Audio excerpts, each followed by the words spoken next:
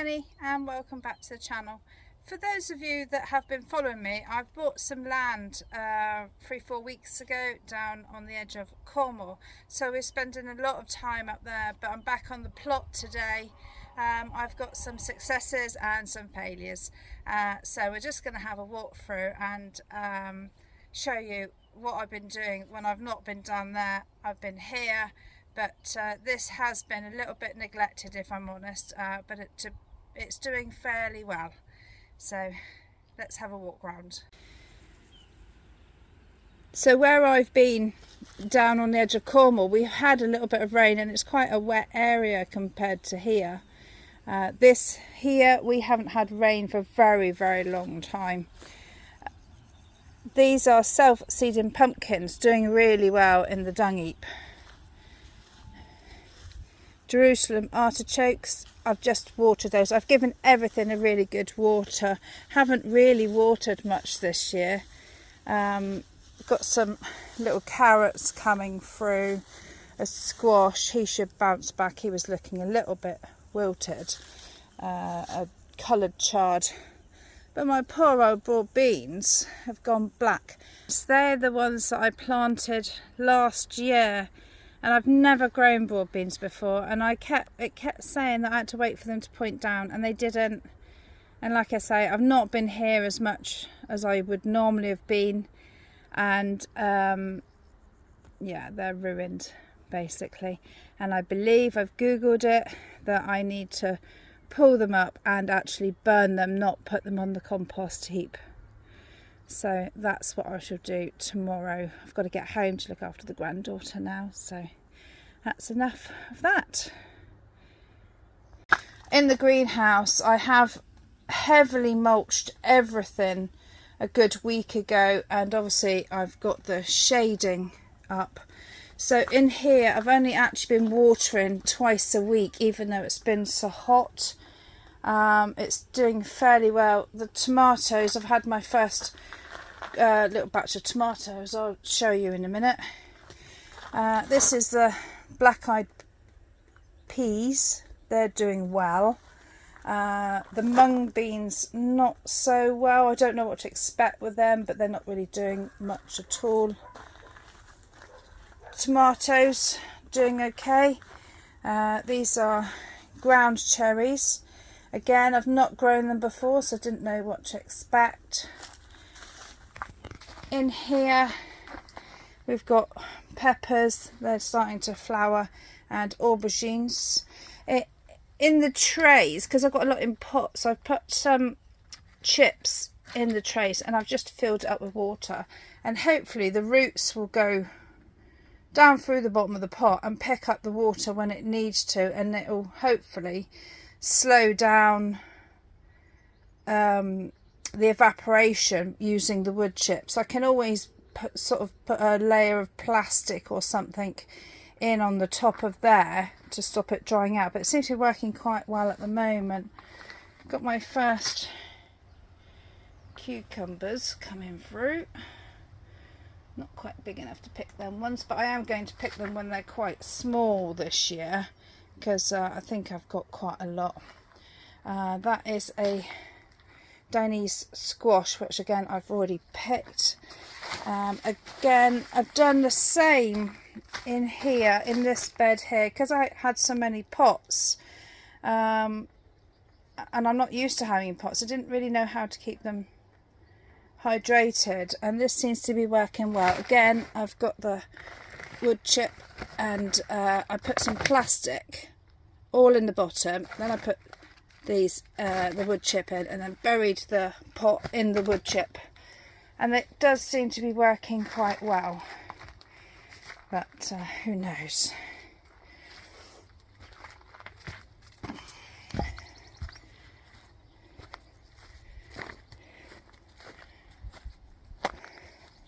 Everything's beginning to really burn now. Glad we got the hay in when we did. I think there's a couple of peas on here still, which I shall pick those so that we can plant them next year. So the rhubarb in the wicking beds, the wicking beds, when I came to them just a minute ago, had dried out quite a lot, and I have to be honest, like I say, I have neglected it up here. Just totally forgot that it was probably about 3 weeks since the wicking beds were filled up. I've got some nice beetroot in here still. I filled the beds up, the leaves won't matter anyway. But I pulled some of the carrots. Probably the best carrots I've ever had. Yes, they've got a bit of a funny thing going on down the bottom, but that's because they don't like to be transplanted, and I did transplant these out of the polytunnel into the wicking bed. This is another courgette.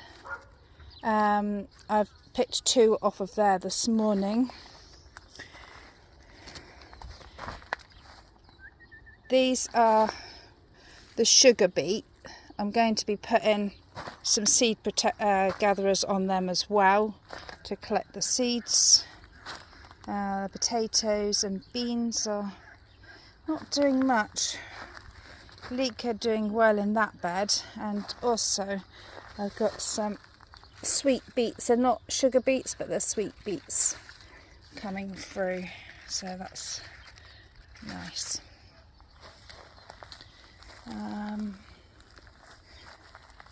So this is the seed saver bags. You can either put them on fruit to stop the insects or anything eating them once they're nearly ripe, like keep the wasps off, but I've been using them to be able to gather the seeds, so when they drop, hopefully most of them will gather in the bottom of the bag.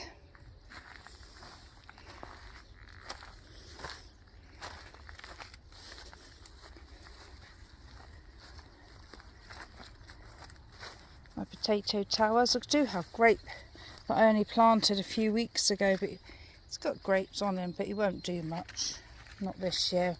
But I should dig him up anyway and take him down to the other place.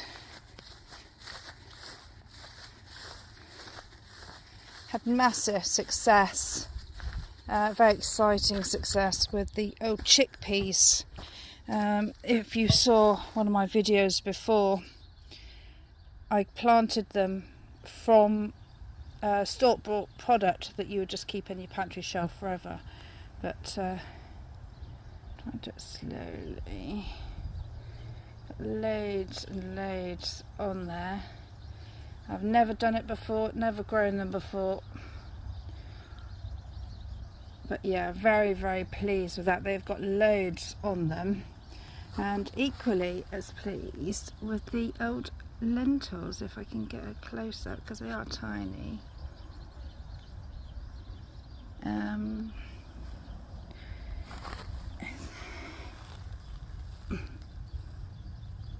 There's my hand.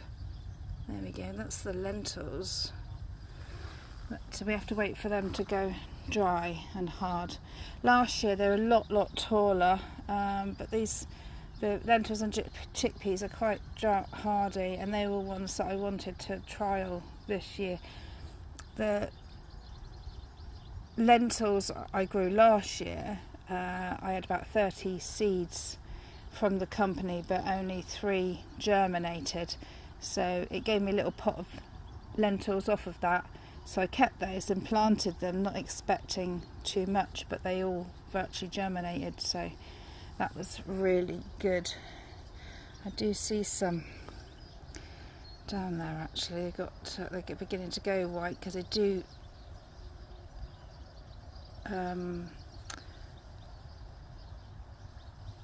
ripen at different times. So, but we're just going to go for a bulk lot if we can.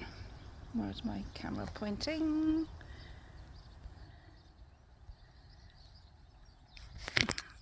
So we've got the beetroot over there, and that is sweet corn grown from popping corn, like the popcorn that you'd buy. That's what I managed to germinate. Germination rate wasn't great, about 30% I'd say, but they are doing fairly well. These are all my butternut squashes. I grew more butternut squashes this year because they store so much better and I prefer them to pumpkins. I've got pumpkins at the top, but got some little ones doing there. Then we've got the field beans that I've planted this year, and then sweet corn that I've planted this year. I've had masses of black currants already. They're all in the freezer, and I've got a load more to come in. And then I'm going to be making blackberry jam because it is my favourite. One of the last things to show you is my broccoli. I've never managed to grow broccoli before, but this year I kept them netted right from the beginning, and they're doing okay. I mean, they're not hugely tall. Haven't watered them that much. Where are we? Can't see very well on the other camera. But yeah, I'm quite pleased with that. We'll get some anyway.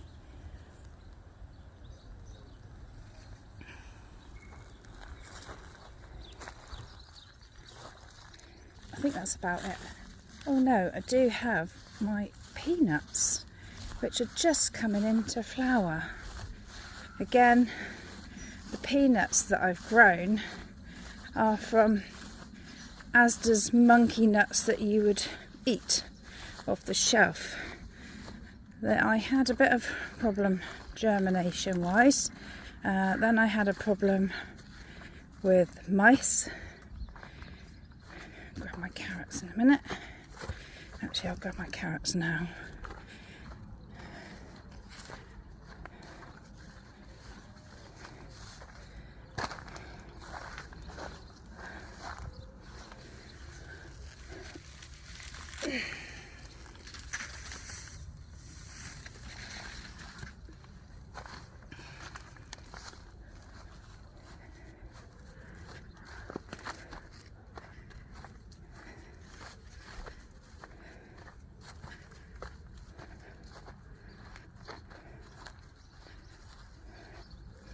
So that's my first crop of tomatoes. It's my second Chinese courgette, and the first long courgettes, some beetroot and some onions. I've had loads and loads of onions.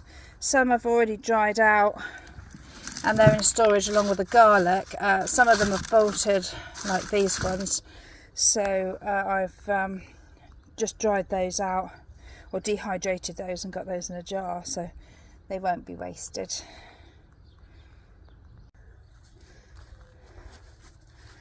But my peanuts have started to flower, which is really cool.